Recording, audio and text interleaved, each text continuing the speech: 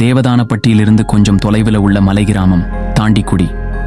அந்த நாள் காலை அப்பச்சி மன்னாடி என்பவர் வேட்டைக்கு கிளம்பி காட்டுக்குள்ள போனாரு. அன்னைக்கு எந்த காட்டு விலங்கும் அவருக்கு கிடைக்கல. சோர்வா ஒரு மரத்தடியில உட்கார்ந்து கொஞ்சம் கண்ணை சந்துட்டாரு. அந்த நேரத்துல ஏதோ ஒரு சத்தம் கேட்டது. கண் விழித்து பார்த்து அவருக்கு ஆச்சரியமா இருந்தது. அந்த காட்டுக்குள்ள ஒரு அழகான சிறு குழந்தை தனியாக விளையாடிட்டு இருந்துச்சு. இந்த காட்டுக்குள்ள தனியா ஒரு குழந்தை இருக்குதா என்ற எண்ணத்தோட பக்கத்துல போய் அந்த குழந்தையை எடுத்து நாம இந்த குழந்தைய வளர்ப்போம் என்ற எண்ணத்தோட தனது கைப்பையில் வைத்திருந்த கோணி பையில போட்டாரு. வீட்டுக்கு திரும்பும் போதும் அந்த குழந்தை பையில சத்தமா கத்திட்டு இருந்தது. ஆனா வீட்டுக்கு போற தூரம் குறையும் போது அந்த பையின் சத்தம் மெல்ல மங்கியது. வீட்டுக்கு போய் பையை திறந்து பார்த்ததும் அவர் பதறி போனாரு. குழந்தைய காணோம். அதுக்கு பதிலா அந்த குழந்தை உடுத்தியிருந்த மஞ்சள் பட்டு, காதோலை, கருகமணி மற்றும் சிறுவர்கள் விளையாடும் சில பொம்மைகள் தான் இருந்துச்சு. மனதில் மிகுந்த ஏமாற்றமும் குழப்பமும் அடைந்த மன்னாடியார் அந்த பொருட்களை ஓரமா வச்சிட்டாரு. ஆனா அதே இரவு அவர் குடும்பத்துல எல்லாத்துக்கும் திடீர்னு விஷக்காய்ச்சல் வந்தது. ஏதோ தவறு நடந்திருக்குன்னு உணர்ந்த அவரு அந்த பொருட்களை ஒரு மூங்கில் பெட்டியில வச்சு தலையாற்றில் ஆற்றோடையாக விட்டுட்டாரு. அன்று காலை காட்டாற்று வெள்ளம் கோபத்துடன் கரையை கடந்து பெருக்கெடுத்து ஓடினது. அந்த கிராமத்து ஆண்கள் ஒரு சேர கூடினாங்க.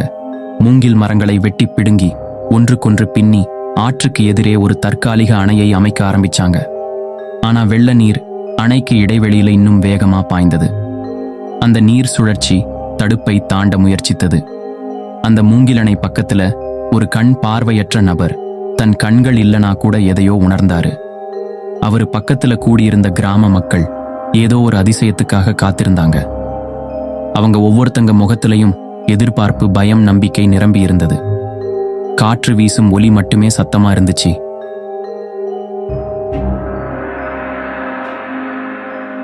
அன்னைக்கு ராத்திரி அந்த பெண்மணி தூக்கத்துல இருந்த தன்னோட மகனை பார்த்தா. அவன் நல்லா தூங்குறான்னு உறுதிப்படுத்திட்டு ஒரு சில வினாடிகள் அவனை பார்த்துட்டு சத்தமில்லாம மெதுவா அடி எடுத்து வச்சா. அந்த காட்டுக்குள்ள அவ நடந்து போகும்போது யாரோ அவளை பின்தொடர்ந்து போற மாதிரி இருக்கு. ஒவ்வொரு அடி எடுத்து வைக்கும் போதும் திரும்பி பார்த்துட்டே போனா. யாருமே இல்ல. ஆனா வீட்டுல தூங்கின மாதிரி கிடந்த அவளோட மகன் தன் அம்மாவை அவளுக்கு தெரியாம பின்தொடர்ந்து போறான். தினமும் ராத்திரி நம்மள தூங்க வச்சுட்டு எங்க போறாங்க, இவங்க என்னதான் செய்யறாங்கன்னு இன்னைக்கு தெரிஞ்சுக்கணும்னு தனக்குள்ள கேள்வி கேட்டுட்டே மரங்களுக்கு இடையிடையே மறைஞ்சி அவளை பின்தொடர்ந்தான். கொஞ்ச நேரத்துல அந்த பெண்மணி ஒரு மஞ்சள் துணியை எடுத்து தன்னோட கண்களை கட்டிக்கிட்டா. அந்த குச்சி வீட்டுக்கு வெளியில உட்கார்ந்தா.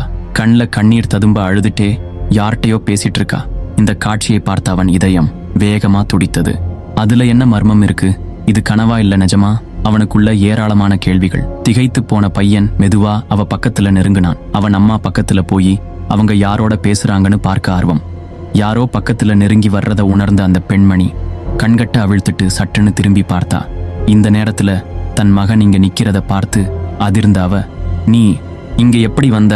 முழுசா கேட்கறதுக்கு முன்ன பையன் தாமதிக்காம இவ்வளவு நேரம் தன் அம்மா கிட்ட பேசிட்டு இருந்த நபர் யாருன்னு அந்த குச்சி வீட்டுக்குள்ள பார்த்தான். அடுத்த நொடி அவன் தலை சுக்கு நூறா வெடித்து சிதறியது.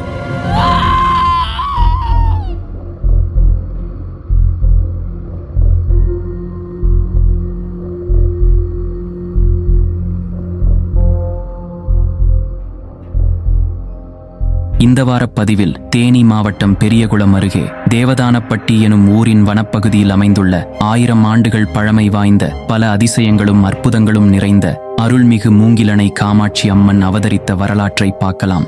மறக்காம இந்த வீடியோக்கு ஒரு லைக் போட்டு இதுவரை சப்ஸ்கிரைப் பண்ணாதவங்க யாராவது இருந்தீங்கன்னா சப்ஸ்கிரைப் பண்ணிக்கோங்க. நான் உங்கள் லிங்கா. இது உங்கள் மௌனமதில. வாங்க கதைக்குள்ள போகலாம். முன்பொரு காலத்தில் காஞ்சனா எனும் காட்டுப்பகுதியை சூலபாணி எனும் அசுர மன்னன் வங்கி சபுரி எனும் நகரை தலைநகராக கொண்டு ஆண்டு வந்தான். இவன் சிவபெருமானை நோக்கி கடுமையான தவம் புரிந்து பல அரிய வரங்களை பெற்றிருந்தான்.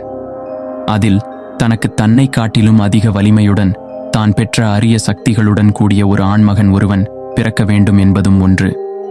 இந்த தவத்தின் பலனால் அவனுக்கு வலிமையான ஆண்மகன் பிறந்தான். அவனுக்கு வச்சிரதந்தன் எனும் பெயரிட்டு வளர்த்து அவனை அப்பகுதியின் அரசனாக்கினான். அவனுக்கு மாங்குசானன் என்பவன் அமைச்சராகவும் துட்டபுத்தி என்பவன் தளபதியாகவும் இருந்தனர். இவர்கள் இருவரின் ஆலோசனைப்படி காட்டுப்பகுதியில் இருந்த தவசிகளையும் வேத விற்பன்னர்களையும் கொடுமைப்படுத்தத் தொடங்கினான் வச்சிரதந்தன். பிறவியிலேயே பல்வேறு சக்திகளை பெற்றிருந்ததால் அவனை யாராலும் எதிர்க்க முடியவில்லை.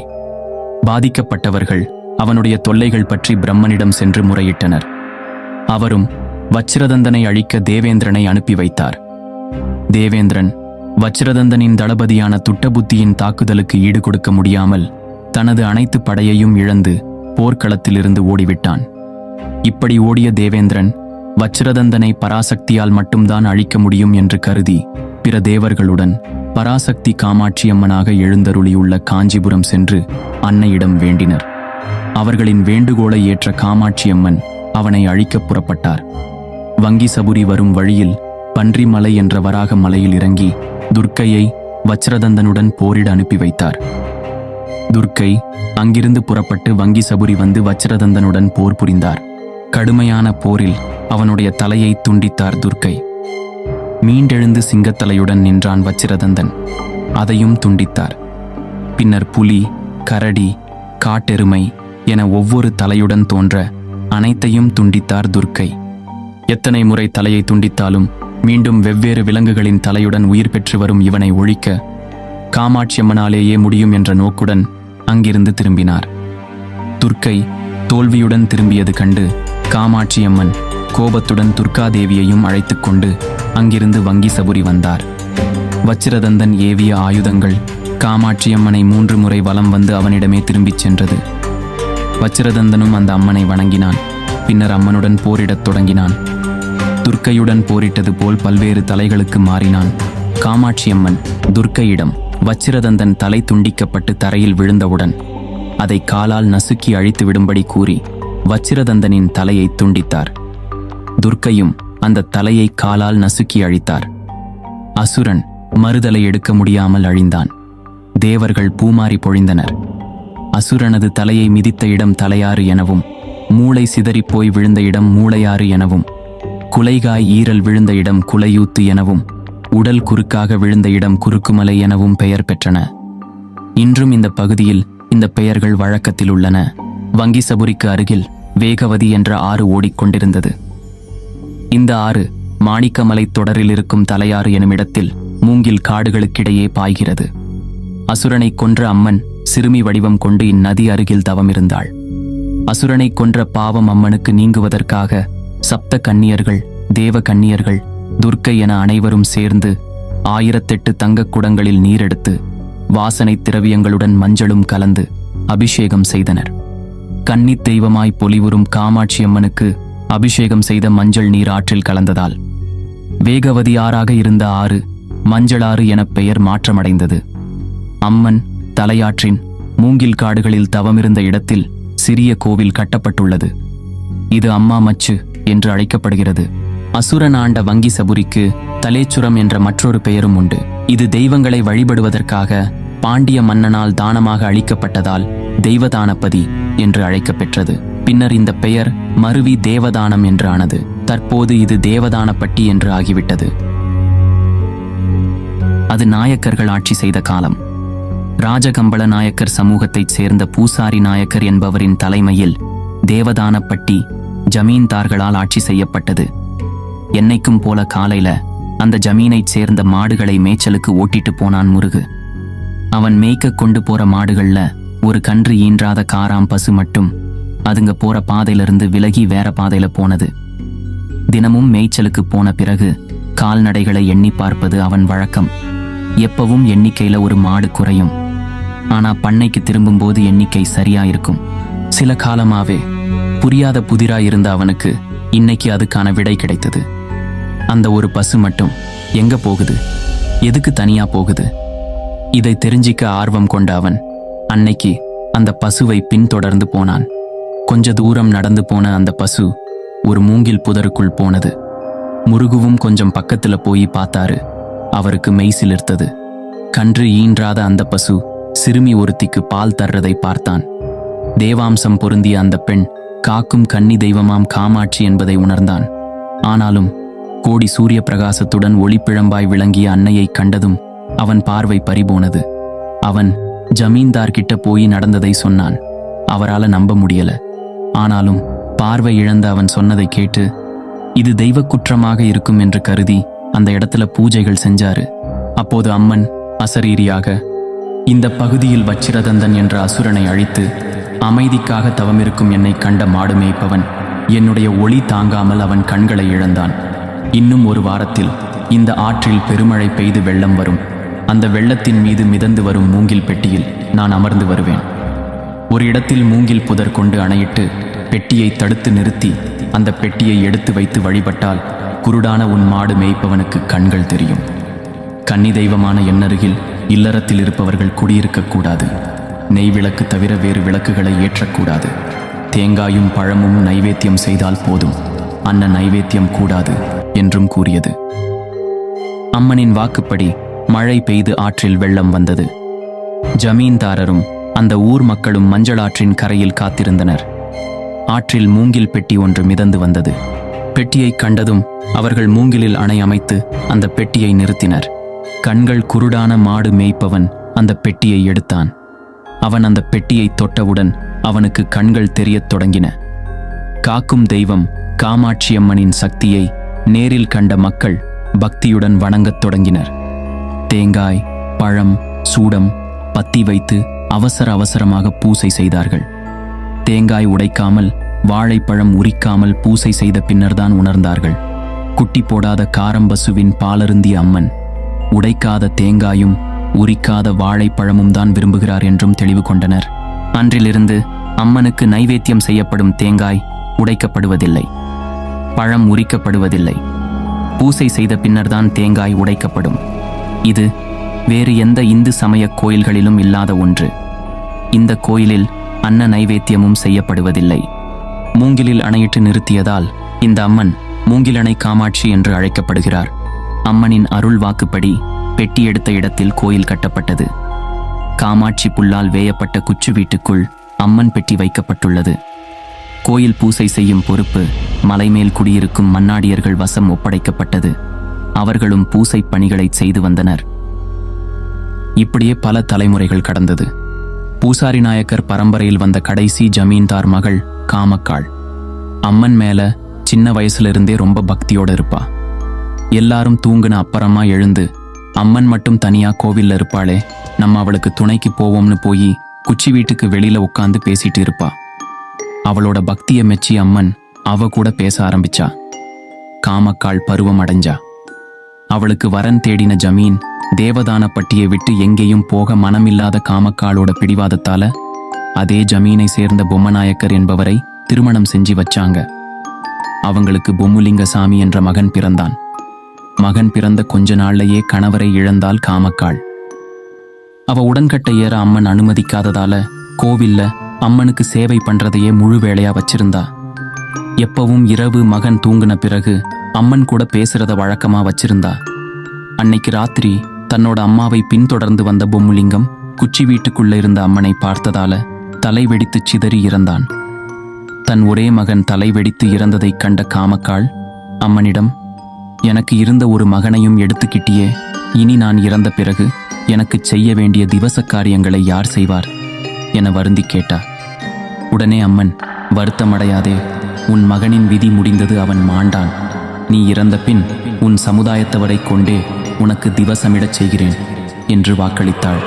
எப்பையும் அதிக ஆன்மீக பற்று உள்ளவர்களைத்தான் தெய்வம் அதிகமா சோதிக்கும். காரணம், அவங்களோட முன்ஜென்ம கர்மவினைகளை போக்கி மறுஜென்மத்தை நீக்கி அவங்களையும் தெய்வமாக்குறதுக்குத்தான். அதுபோலத்தான் காமக்காலும் தெய்வமானாள். காமக்காள் தை மாத ரத சப்தமியில் மரணமடைந்தாள். அம்மனின் வாக்குப்படி ராஜகம்பள நாயக்கர்கள் திவசமிட்டனர். காமக்காள் மற்றும் அவள் மகன் சமாதிகள் கோவிலிலிருந்து 1/2 கிலோமீட்டர் தொலைவில் உள்ளது. ஒவ்வொரு ஆண்டும் தை மாத ரத சப்தமியில் கோயிலில் காமக்காள் திவசம் கொடுக்கப்படுகிறது. திவசம் முடிந்த அன்றே கோயிலின் ஆண்டு திருவிழாவிற்கு முகூர்த்த கால் நடப்படுகிறது. அன்றிலிருந்து சில நாட்களில் மன்னாடியாருக்கும் ஜமீன்தாரருக்கும் அவர்களது நிலங்களுக்கு தண்ணீர் பாய்ச்சுவதில் கருத்து வேறுபாடு ஏற்பட்டது. இந்த கருத்து வேறுபாட்டில் கோபம் கொண்ட மன்னாடியார் கோயில் கதவை பூட்டியதுடன், நான் அடைத்த கதவு இனி என்றும் திறக்கக்கூடாது என்று சொல்லிவிட்டு சென்றார். அன்றிலிருந்து இன்று வரை பூட்டிய கதவு திறக்கப்படுவதில்லை. காமக்காளின் மகன் இறந்த பிறகு இனி அதுபோல ஒரு சம்பவம் நிகழக்கூடாது என்பதற்காக அந்த கதவு பூட்டப்பட்டதாகவும் தகவல் உண்டு. பிறகு அடைத்த கதவிற்கு முன்பாகத்தான் பூசை செய்யப்பட்டது. தற்போது அந்த அடைத்த கதவின் முன்பாக நாகபீடம் அமைக்கப்பட்டு காமாட்சியம்மனுக்கு வழிபாடு செய்யப்பட்டு வருகிறது. கோயிலின் வடக்கு பிரகாரத்தில் ஒரு மேடை அமைக்கப்பட்டுள்ளது. இந்த மேடையில் இருந்தபடி கோயிலின் குச்சுவீடு கலசம், அதாவது கர்ப்பகிரக கலசத்தை தரிசனம் செய்ய வசதி செய்யப்பட்டுள்ளது. மகா சிவராத்திரியை முதல் தினமாக கொண்டு நடைபெறும் 8 நாட்கள் திருவிழா மிகவும் சிறப்பாக கொண்டாடப்பட்டு வருகிறது. இந்த திருவிழா தேனி மாவட்டத்தில் உள்ள கோயில்களில் கொண்டாடப்படும் திருவிழாக்களில் முக்கியமான ஒன்றாக இருக்கிறது. இந்த 8 நாட்களும் கோயிலுக்கு தனி பேருந்து வசதிகள் செய்யப்படுகின்றன. ஒவ்வொரு ஆண்டும் ஆடித்திங்கள் முதல் 3 நாட்கள் ஆடிப்பள்ளைய திருவிழா நடைபெறுகிறது. இவ்விழாவில் ராஜகம்பளத்து நாயக்கர் சமுதாயத்தின் தேவராட்டம் நிகழ்வு சிறப்பாக இருக்கும். இது தவிர சித்திரை வருட பிறப்பு, விஜயதசமி, கார்த்திகை திருநாள், தைப்பொங்கல் போன்ற பிற விழா காலங்களிலும் சிறப்பு வழிபாடுகள் செய்யப்படுகின்றன. பிற நாட்களில் இந்த கோயிலில் தினசரி பூஜைகள் நடைபெற்று வருகின்றன.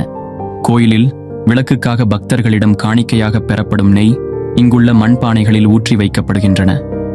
இந்த நெய்க்கு எறும்பு வண்டு என்று எதுவும் வருவதுமில்லை, மொய்ப்பதும் இல்லை. திருவிழா காலத்தில் கோயிலில் அம்மனுக்கு காணிக்கையாக செலுத்தப்படும் நெய் சேகரிப்புக்காக சுமார் 50 மண்பானைகள் வைக்கப்படுகின்றன.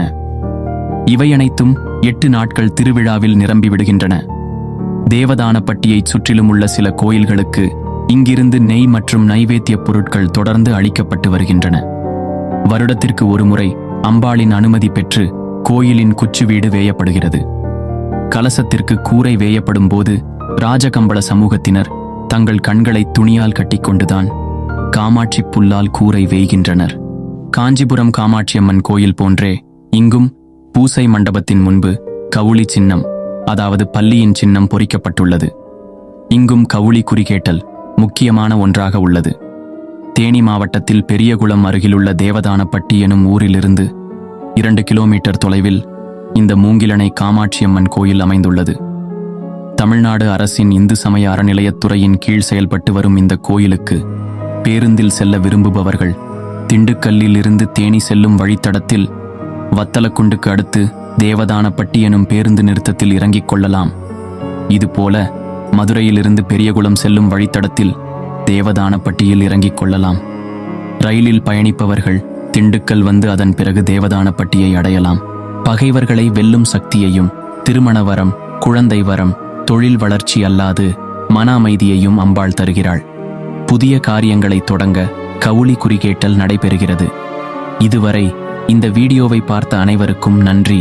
அனைவருக்கும் அந்த மூங்கிலணை காமாட்சி அம்மனின் அருள் பரிபூரணமாக கிடைக்கவும், நோய் நொடி விலகி அனைவரின் வாழ்வும் மேம்படவும் வேண்டிக் கொள்கிறேன். இன்னும் இந்த மாதிரி நம்முடைய தெய்வங்களோட நாட்டுப்புற கதைகளை அல்லது நம் பண்டைய கோவில்களின் தலபுராணங்களை சினிமேட்டிக் ஸ்டோரியா அடுத்தடுத்த வீடியோவில் பார்க்கலாம். உங்களோட கருத்துக்களை அல்லது உங்களுடைய அனுபவங்களை கமெண்ட் செக்ஷன்ல தெரியப்படுத்துங்க.